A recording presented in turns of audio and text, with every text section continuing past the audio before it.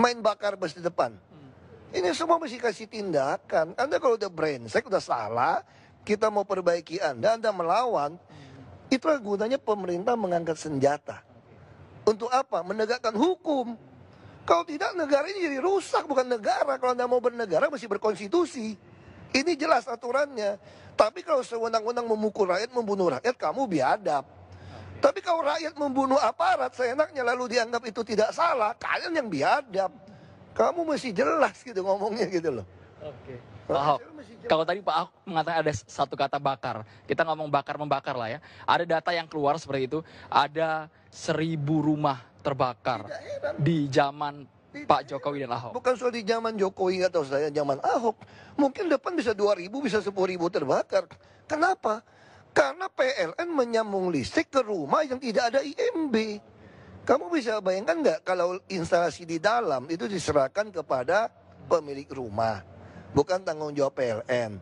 Tapi seyogianya PLN juga tidak bisa menyambungkan listrik ke rumah-rumah yang gubuk-gubuk, triplek-triplek, yang tidak ada IMB. Bukannya tidak ada IMB, itu di tanah negara, di tanah orang. Lalu kok kebakaran disewa-sewakan, kiosnya 250.000, 350.000. Sambungan kabel dicolok-colok. Sekarang lihat satu rumah, pasti punya kulkas, minimal punya dispenser, punya TV, minimal cas handphone. Handphone suami istri bisa 2 atau 3. Kalau satu colokan dia cas, kebakaran nggak? Kebakaran. Itu yang masalah. Nah sekarang salah siapa? Nah waktu kami mau menggusur rumah-rumah seperti ini, Anda bilang kami melanggar HAM. Betul kan? Anda kan pengamatnya pinter-pinter aja. Semalam saya juga dengar di TV One. Apa itu? Luar biasa sekali fitnahnya itu. Fitnah yang mana? Isaduddin Nur mengatakan kami membuat sumur resapan 1,2 miliar katanya. Dari mana beliau tahu data itu? Itu sumur 3 meter rata-rata 7 juta. Kalau yang lebih dalam atau sedang itu 2 juta per meter. Jadi kira-kira 50 juta sampai 100 juta.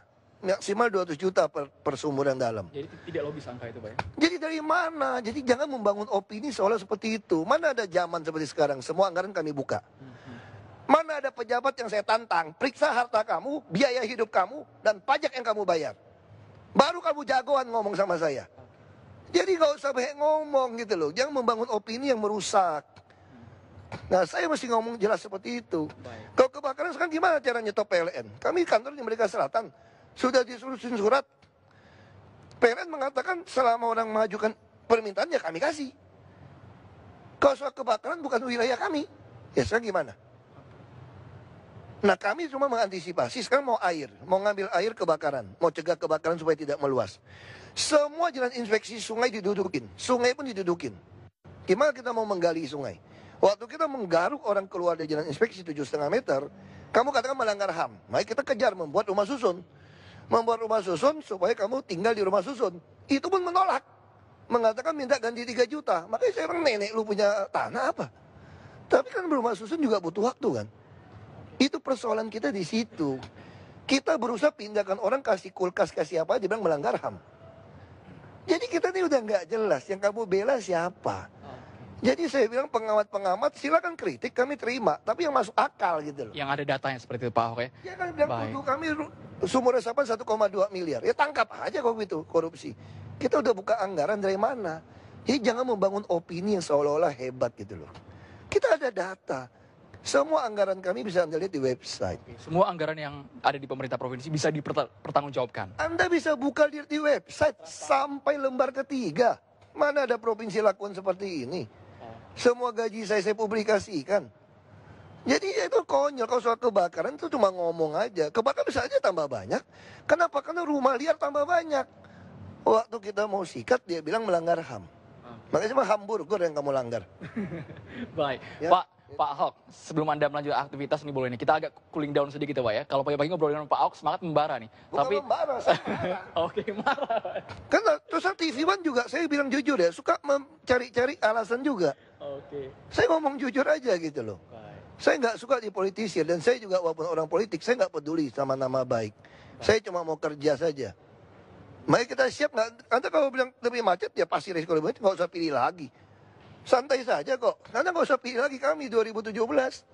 Tapi sekarang biarkan kami kerja.